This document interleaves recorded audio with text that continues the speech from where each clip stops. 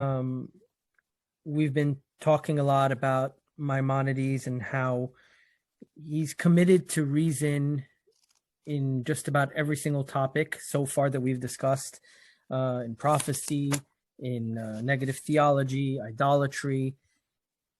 Some people believe that all this, commitment to rationalism might be, in a sense, kind of being a rival to God. That the only way that we can be true to our tradition is to open ourselves up to the mysterious and to the miraculous. They want to see prophecy and look at it in a majestic way of like someone like mystically connecting to God and receiving divine messages and all this type of stuff. What how would the Rambam answer this person who doesn't trust rationality, and how would the Rambam explain the idea that reason is actually the image of God, of the divine in us?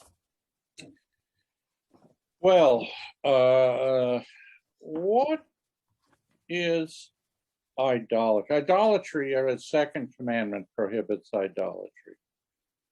What is it?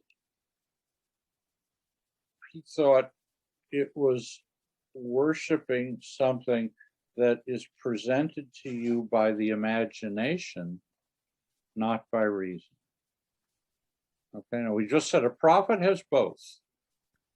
All right, but if all you've got is the imagination, he thought you're going to end up with all kinds of crazy things about it. You're going to end up again very similar to what you get in Greek mythology. All kinds of wild stories and anthropomorphic descriptions and sex and so forth. So he thought our big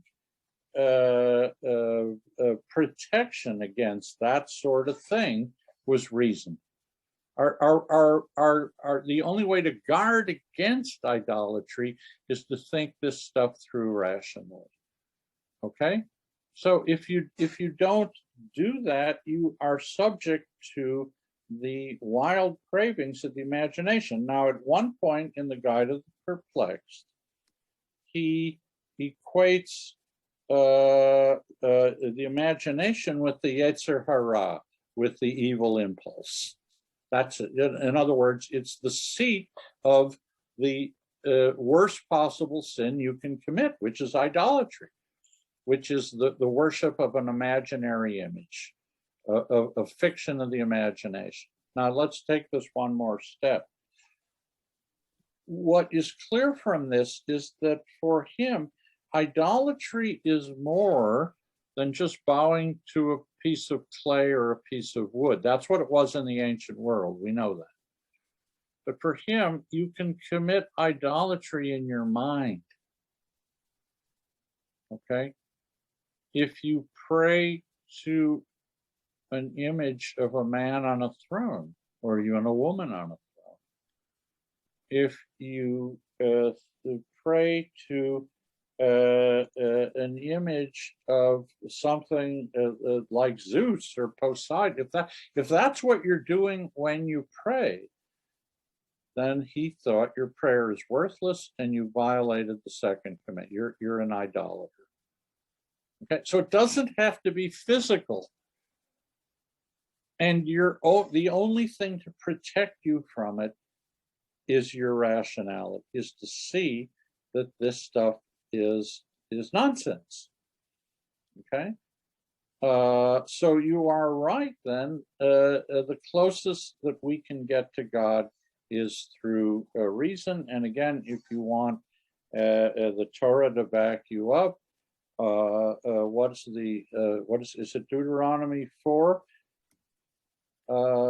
Behold, this is your wisdom and your learning in front of all the people of the world, that when they see you will say, such a wise and understanding people. All right, Maimonides loves to quote, behold, this is your wisdom and your learning.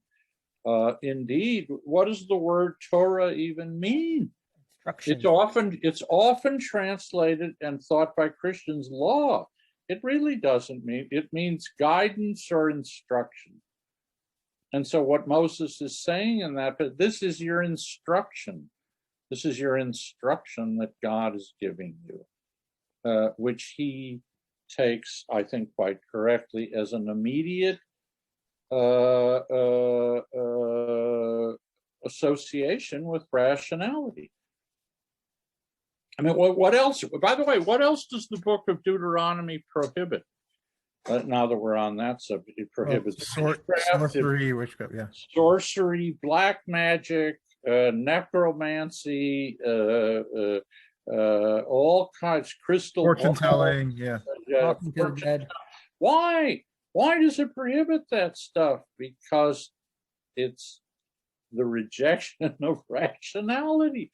Reason, by its very nature, sees that this stuff is nonsense, and as part of your instruction, you are told, in no uncertain term, stay away from it. And this is why idolatry is alive and well today, even within Judaism, because people will take that and say, hey, you know what? The Torah is not denying the existence of such things. It's just saying you can't believe in it. You shouldn't be practicing it. Well, what the Torah basically associates black magic with idolatry. 100%. The association is quite clear. This is what God thought you were being told not to practice. You are not allowed to practice these kind of things. And you're quite right that people still do. On this score, Maimonides thought that astrology was garbage. But if you look in the newspaper, almost every newspaper I've ever seen has a page every day about your astrological chart. He thought this was the most obvious nonsense. Right. I also actually think that what the dangers of idolatry and magical thinking is that it leads you down a path of becoming vulnerable, where people could take advantage of you. Like in the ancient world, the priests of the ancient world in other religions would take advantage of, they would always deal with the dead, right? They were all death cults. So whenever somebody would come to them with problems, they'd let me conjure up the spirit of this person or that person. Whereas the Torah comes along and uses it as a polemic. It says our priesthood is actually going to make the dead tameh. We're going to make it impure.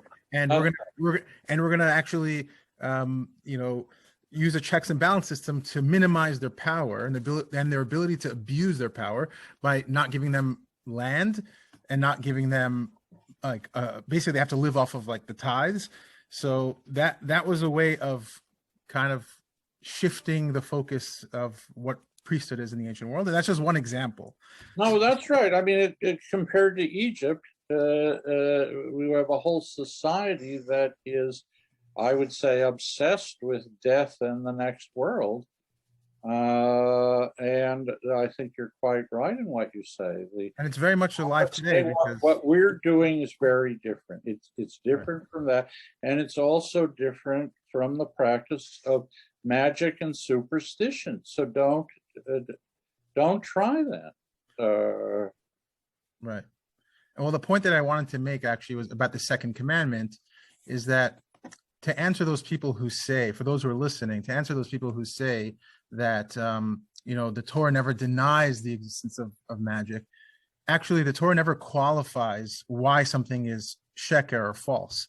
By definition, if it rejects it, like the second commandment says, do not take other gods before me, right? That sounds like there are other gods. But actually, in reality, we understand that whenever the Torah denies the existence of or says that thing. Well, it's a bit, it's complicated.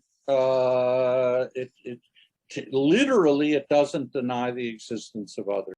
Yes.